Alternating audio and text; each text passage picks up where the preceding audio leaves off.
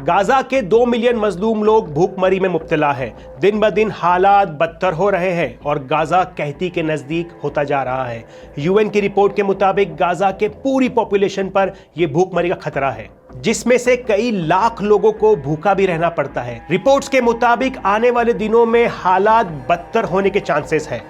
इस भूखमरी की वजह से गाजा के लोगों का इम्यून सिस्टम कमजोर हो चुका है, जिसकी वजह से आने वाले दिनों में बड़ी तादाद में लोगों को बीमारियों का सामना करना पड़ सकता है। The integrated food security face classification IPC ये एक ऑर्गेनाइजेशन है जो दुनिया में कहती और भूखमरी को एनालाइज करती है। उनके हिसाब से जो IPC फूड इनसिक्योरिटी क्लासिफिकेशन के 5 स्टेजेस होते हैं, उसमें से गाजा 3rd स्टेज पे है और 4th स्टेज में दाखिल हो रहा है और शायद फरवरी के आखिर तक 5th स्टेज में दाखिल हो जाए।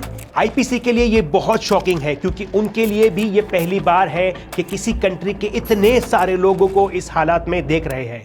केयर जो एक इंटरनेशनल ह्यूमैनिटेरियन ऑर्गेनाइजेशन है, उन्होंने इस तादाद को अलार्मिंग कहा है।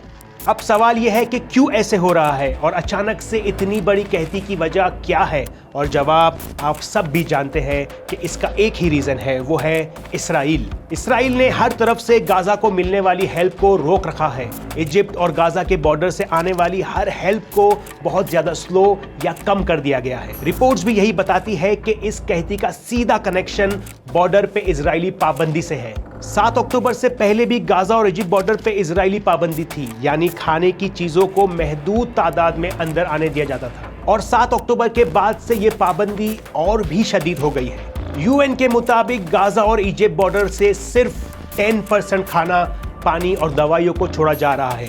बाकी का किसी ना किसी बहाने से इजरायली आर्मी उसे रोक देती है। ह्यूमन राइट्स वॉच के मुताबिक ये कहती खाना, पानी और फ्यूल की कमी को करना एक सोची समझी साजिश है। इजराइल इसे गाजा के लोगों के खिलाफ एक हथियार की तरह इस्तेमाल कर रहा है।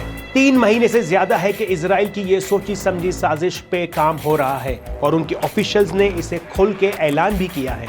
The Rome statute of the international criminal code के मुताबिक सिविलियंस की बका के लिए एड या इमदाद पर जानबूझकर रोक लगाना एक वॉर क्राइम है, और इजराइल की हिस्ट्री ऐसे वॉर क्राइम से भरी पड़ी है, और जो उसके खिलाफ बोले उन पर तरह तरह के इल्जाम लगाकर उनका मुंह बंद करने की कोशिश की जाती है।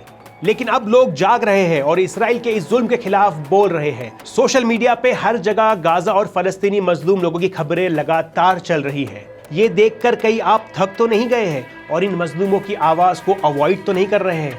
याद रखें, गाजा के मजलूम लोग नहीं थके हैं। 3 महीने से ज्यादा होने आए हैं और गाजा के मजलूम लोग इजराइल के इस जुल्म के सामने डटे हुए हैं। 7 अक्टूबर से अब तक 25,000 से ज्यादा लोग शहीद हो चुके हैं, जिसमें 10,000 से ज्यादा बच्चे हैं और कई हजार जख्मी हैं। लेकिन गाजा के लोग थके नहीं हैं और इस जुल्म और बर्बरियत के सामने डटे हुए हैं, क्योंकि गाजा के लोगों के लिए ये कोई न्यूज़ या सोशल मीडिया की पोस्ट नहीं है। उनकी सुबह और शाम इसी बमबारी और अपने प्यारों की शहादत के साथ होती है। आप भी सोशल मीडिया पे इसी तरह डटे रहे, गाजा के मजलूम लोगों की आवाज़ को कमज़ोर ना होने दे। हर इंपॉर्टेंट न्यूज़ को शेयर करें ताकि गाजा की मजलूमियत पूरे दुनिया के सामने आए और इसराइल और अमेरिका का ये जालिमाना चेहरा सबके सामने आ सके। अगर आपको हमारी वीडियो पसंद आती है तो प्लीज़ हमारे इस वीडियो को लाइक, शेयर और सब्सक्राइब ज़रूर करें। Thank you.